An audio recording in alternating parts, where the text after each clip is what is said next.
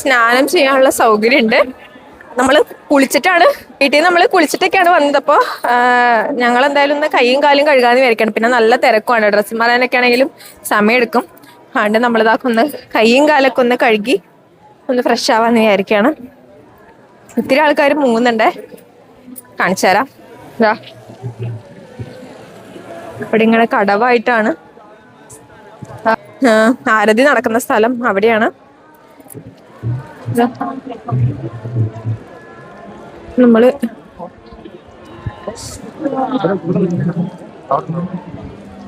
അമ്മയും വിജയാൻ്റെ എന്താ മുങ്ങാണ്, മുങ്ങൊക്കെ കഴുകി കൈയും കാലും കഴുകാണ്.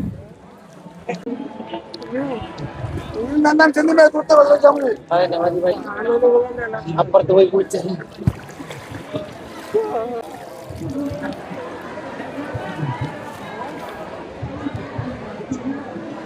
അതാ നമ്മള് കൈയും കാലൊക്കെ കഴുകി കേറാണ്.